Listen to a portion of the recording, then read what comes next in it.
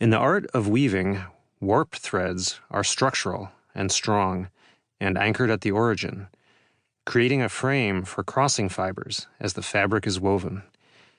Projecting across the advancing edge into free space, warp threads bridge the formed past to the ragged present, to the yet featureless future.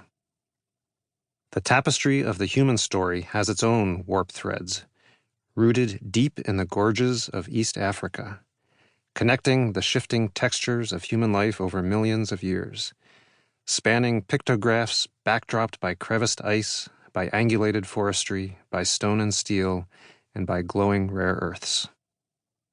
The inner workings of the mind give form to these threads, creating a framework within us upon which the story of each individual can come into being. Personal grain and color arise from the cross threads of our moments and experiences, the fine weft of life, embedding and obscuring the underlying scaffold with intricate and sometimes lovely detail. Here are stories of this fabric fraying in those who are ill, in the minds of people for whom the warp is exposed and raw and revealing. The bewildering intensity of emergency psychiatry provides a context for all the stories in this volume. If such a setting is to illuminate the shared fabric of the human mind, disrupted inner states should be rendered onto the page as faithfully as possible. So, here, symptom descriptions from patients are unaltered and real, to reflect the essential nature, the true timbre and soul of these experiences, though to maintain privacy, many other details have been changed. Likewise, the powerful neuroscience technologies described, which complement psychiatry by providing a distinct way of looking into the brain, are also entirely real, despite their sometimes science fiction-like and decidedly unsettling qualities. As depicted here, these methods are drawn unchanged from peer-reviewed papers out of laboratories around the world, including my own. But even medicine and science are inadequate alone to describe the human internal experience. And so some of these stories are told not from the point of view of a doctor or a scientist, but from a patient's perspective, sometimes in the first or third person, sometimes with altered states reflected by altered language, where another person's inner depths, their thoughts or feelings or memories, are depicted in this way.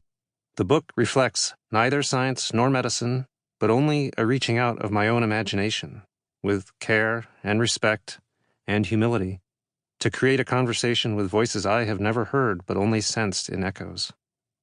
The challenge of trying to perceive and experience unconventional realities from the patient's perspective is the heart of psychiatry, working through the distortions of both observer and observed. But inevitably, the true innermost voices of the departed and the silenced, the suffering and the lost, remain private.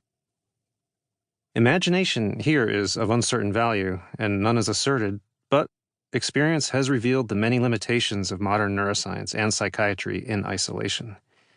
Ideas from literature have long seemed to me just as important for understanding patients, at times providing a window into the brain more informative than any microscope objective.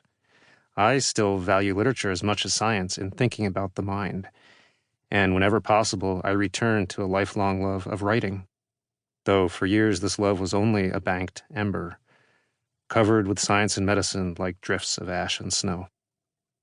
Somehow, three independent perspectives, psychiatry and imagination and technology, together can frame the conceptual space needed, perhaps because they have little in common. Along the first dimension is the story of a psychiatrist, told through a progression of clinical experiences, each centered on one or two human beings. Just as when a fabric frays, its hidden structural threads can be revealed, or when a bit of DNA mutates, the original functions of the damaged gene can be inferred.